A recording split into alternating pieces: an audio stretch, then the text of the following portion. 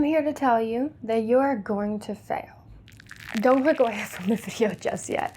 I mean, I've had this conversation with people over the years, and it is something that I really truly believe. And I know you hear about this all the time, right? Like, you need to fail, you're gonna fail, like failing makes, blah, blah, blah. You hear that in school when you're growing up, all of these different things. I wanna talk about the why. Why failing is good, and why I sometimes aim to fail. Let's just start at the beginning, right? When I had pandas, I was in so much pain, right? I mean, there was this disorder that was quite literally attacking my brain. I was in a lot of pain. I was really suffering. I was really, everything around me was completely flipped over and nothing made sense. I had to redefine everything in my life. And that, what I describe it as, is it felt like I was kind of like this ceramic doll. And it was broken apart into just completely just ashes, right? Like just completely, like you take a hammer to it and you just, really weird imagery here. But I was completely broken, shattered. And I had two options, right? In that scenario, I could try to tape myself back together, and it's probably gonna break again. Or I could take the parts of that doll that I really love, the qualities of that I really love, and rebuild it completely, right? It's the same way with, like, maybe this analogy will make more sense to people, with like plants or something, right? I had this plant that I was moving recently, and it was the middle of winter. And it died because I was not smart and didn't think about putting a bag over it or anything, and it died because it got too cold because I live in Minnesota and it's freezing here. This plant, the part that you could see was dead, but the roots below it were still alive. They were good.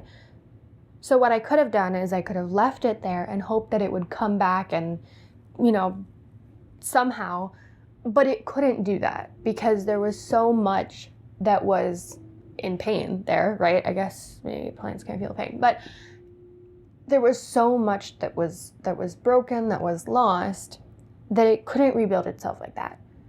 But when I trimmed it completely to the bottom, it just looked like a pot of dirt. And 2 days later, there were new stems coming up. And today, it is fuller and more beautiful than it has ever been. To me, that is growth. I mean, quite literally, that is plant growth, right? And humans, we're like that too. Sometimes we get broken down. Sometimes we get pushed down to the ground, cannot get back up again. And sometimes the way to do that, we have to rebuild ourselves. We are constantly rebuilding ourselves, relearning things about ourselves, learning new things about ourselves. There's a garbage truck outside being really loud right now while I'm trying to record. Give me one moment here. Okay, I think it's gone. What was I saying? Plants and us, we have to regrow in order to become stronger.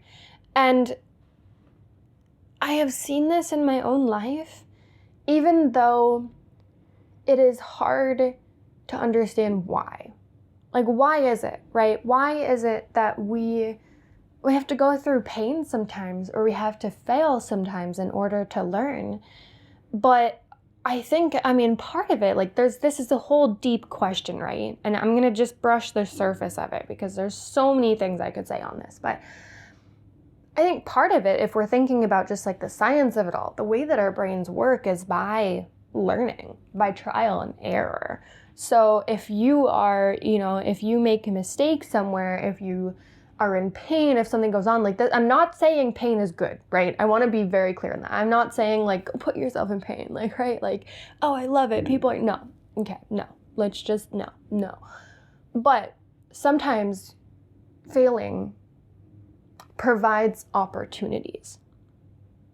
Sometimes going through a difficult situation can provide the opportunities for us to take that struggle and place it as a stepping stone beneath our feet to walk higher, right? Imagine that we have life is a staircase, but these stairs are really tall. They're really like, you have to like jump to the next one, right? But instead, you can take what's burdening you on your shoulders, or that failure, or all of that that's on your shoulders, all that pain, right? And instead of it being on your shoulders, place it beneath your feet. And it's like a stepping stone. It pushes you up a little bit higher, so it's easier to get to that next step. Does that make sense? Am I making any sense right now? I have had conversations with people about this before, and they have really disagreed with me. And that's okay, right? I'm not telling you you have to believe this, and I'm not telling you you have to like pain or like failure. I don't think anyone does. I have tried to, and sometimes, it really is all about changing your mindset. You can't stop yourself from having pain at some point in your life. You can't stop yourself from making a mistake or failing at some point in your life. It's gonna happen. So when it does happen, use it as an opportunity. And I'm not saying you have to, right? If you don't want to use it as an opportunity, that is totally fine. But that's when, in my opinion, that's when suffering comes in. Because to me, pain can be an opportunity. And if you're not taking it, then is that suffering? Is that, this is going to be really, is that victimization, right? Like, and I'm not saying it is. This is me just processing and me just thinking, right? But when there is an opportunity to grow stronger, sometimes we just need to cry and feel like a victim, right? Sometimes it just needs to feel that way. And then when we get those tears out, to say, no, I am stronger than this. I've been through all of my bad days so far, and I've made it through, and I can make it through this one too, right? And to do that, sometimes it is all about changing your mindset. This is something that we have talked about over and over and over and over again in my neuroscience classes. Your reality is not reality for anyone else. And that's not just talking about like, oh, well, no. The way that you see the world, so much of how we see the world, even just colors, the way that I see red is not the same way that you see red. The way that I see green and blue is not the same way that you see green and blue. There's actually like a thing, like a test online to see that, and it's actually really cool. I see it differently because of how my brain takes in the color, takes in those waves, and processes it. Every single person sees reality a little differently, sometimes a lot differently. Our reality is based off of how our brain decides to process it. So by consciously telling yourself in a difficult moment, I'm struggling here and I'm gonna use it as an opportunity. If you tell yourself that enough times, your brain will believe it. And suddenly that pain, that failure, it's not gonna go away. It doesn't mean it's not gonna hurt still, but it might minimize it a little bit less. Because instead, you are focusing on making something positive out of it. Our brains listen to what we tell it. If you tell it over and over again by patterns, by habits, that when something is not going your way, that you are a victim, that you are hurt, that you are like, this is a brutally honest podcast episode here. I did not expect it to be this way. But if you're telling it that and telling it like, oh, like life is so hard, right? Like if you are constantly telling your brain this, your brain will believe it. And suddenly situations that may have not even bothered you before are going to start to, because that's what your brain is expecting. But if you are telling yourself that there are opportunities, even when it is the hardest, seriously, one of the hardest things to do.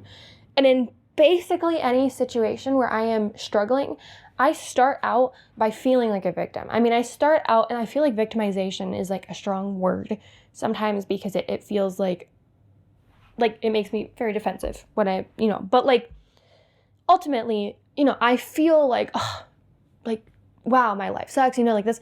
But then I take it after I process it. You have to allow yourself to feel those emotions sometimes. And I take it and I say, okay, now I have this here, and I can't change the circumstances that I'm in right now.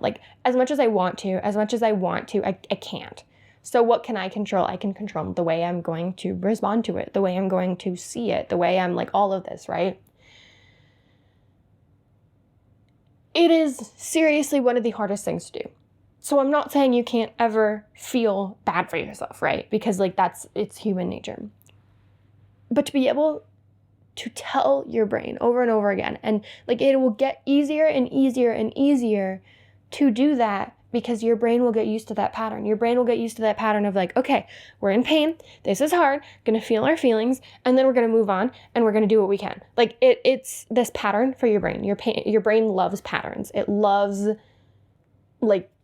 it loves it. And so if you are having this habit, this pattern for your brain, the more that you do it, the more there are some situations that should really bother me in life, and they don't anymore, or they don't the way that they should anymore, because I have basically taught my brain that if it's not why put my energy there? Why let it bother me when I can just keep moving forward, right? Obviously, that's not everything. Obviously, there are some situations that are way above us, way bigger than we will ever be, that are terrible. No one should have to go through them, right? That is not what I'm talking about here. I want to be clear on that. I'm talking about the everyday life things, the struggles that you go through, the things that are putting you in distress right now, right? Your brain is asking you what to do about it. Your brain is asking you, okay, subconsciously, this is what we're going to do, but consciously, what do you think, right? It's begging you. Give it something good. Give it a reason to move forward, because you can. And if you tell yourself you can, and if you tell yourself it will get better, you will start to believe it. And if you start to believe it, your brain will work on making it reality. In a way, that is manifestation, right? You're going to have to work for it. That's my number one thing with manifestation. You have to work for it. It's not just tell yourself you want this, tell yourself you have it already, and then it'll magically appear. No, you're going to have to work for it. But if you tell your brain and it truly believes it, if you truly believe it, taking those steps to make it happen will suddenly become easier. Maybe not easy, but easier. And suddenly, you'll have it. It will happen if you make it happen, and if you believe you can make it happen. You will fail in this lifetime over and over and over and over again. Or maybe that's just me, because I can tell you I fail so often. I have a goal and I lose it, right? I am excited about something, I'm in pain about something, all of these different things. I have so much in my life that could be distressing. And I'm not saying it's not, right? But I've chosen to, I do believe that where I am at today is because I've chosen to move forward. And that's, I'm not saying that's all me, right? I have a mom who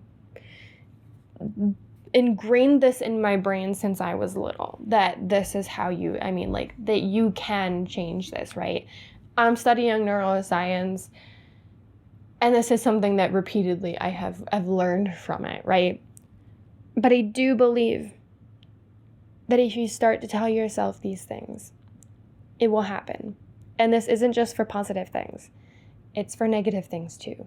If you are constantly telling yourself negative things, negative self-talk, negative talk towards others, your brain is going to believe that and it's going to make it happen. Your brain is all about what you tell it and what other people tell it too.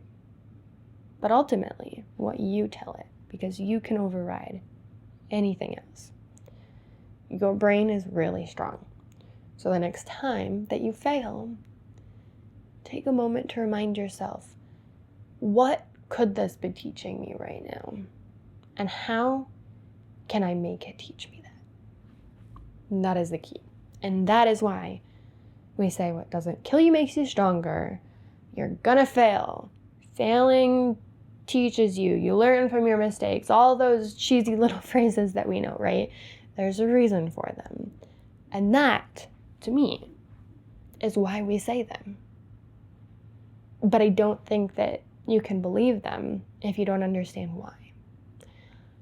So I'm hoping that this will help you believe that and to live it out in your own life.